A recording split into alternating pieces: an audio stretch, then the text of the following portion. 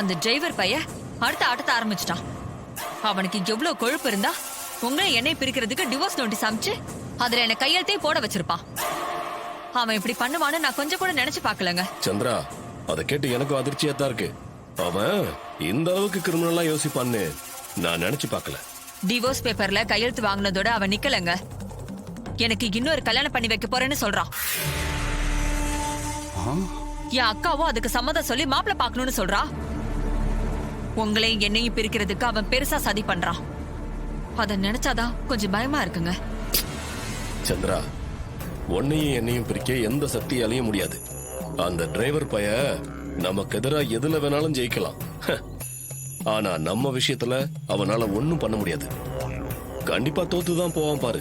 அந்த கோவில் விஷயத்துல கோவமாய்தான் இந்த மாதிரிலாம் பண்றான்னு நினைக்கிறேன். ஆமா சந்திரா, இந்த கோவில் மேட்ரு பெருசா பூகம்பம் மாதிரி வெடிக்கும்னு நினைச்சுக்கிட்டு இருந்தேன். அத ஒண்ணும் இல்லாம பண்ணிட்டான்ல. எனக்கும் அது ரொம்ப பெரிய ஏமாற்றம் தாங்க.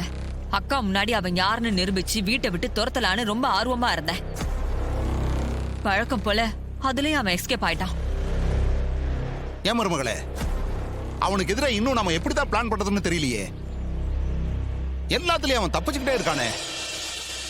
இன்னும் எவ்வளவு நாளைக்கு தப்பிக்கிறான்னு பாக்கலாம்.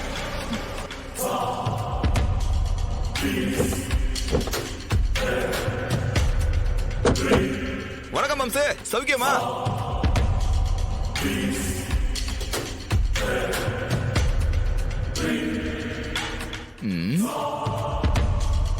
என்ன சின்னத்த, அடுத்து எங்களுக்கு எதிராக என்ன சதி திட்டம் திட்டலான்னு யோசிச்சுட்டு இருக்கீங்களா?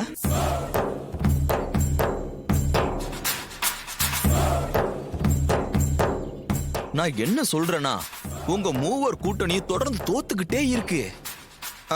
நீங்க வேணா ஒண்ணு பண்ணுங்களேன், உங்க கூட்டணியை மாத்தி பாருங்களேன். அப்பவாச்சும் ஜெயிக்கிறீங்களான்னு பாப்போம். என்னடா நக்கலா? நக்கல்லாம் இல்ல சின்னத்த, சீரியஸா தான் சொல்றேன். நீங்க தோத்துக்கிட்டே இருக்கிறத பார்க்க எனக்கு ரொம்ப பாவமா இருக்கு. என்ன சகல, அதனாலதான் கூட்டணியை மாத்தி பாருங்கன்னு சொல்றேன். டேய், நான் ஜெயிக்கிறது தோக்குறத பத்தி நீங்க கவலைப்பட வேண்டாம். இப்ப எதுக்கு வந்திருக்கீங்க அத முதல்ல சொல்லுங்க. அதுவா, அது ஒண்ணு இல்ல சின்னத்த, கூடி சீக்கிரமே உங்களுக்கு எப்படி இருந்தாலும் டிவோர்ஸ் கிடைச்சிரும். அதுக்கப்புறம் நீங்க இப்படி தனியா சிங்கிளா இருக்க முடியுமா? முடியாதுல்ல. உங்களுக்கு ஒரு கல்யாணம் பண்ணி வச்சாதானே உங்க வாழ்க்கை சீரும் சிறப்பமா இருக்கும். அதுக்கு நாம மாப்பிள்ளை பார்க்க வேண்டாமா? டேய், கோவப்படாதீங்க சின்னத்த.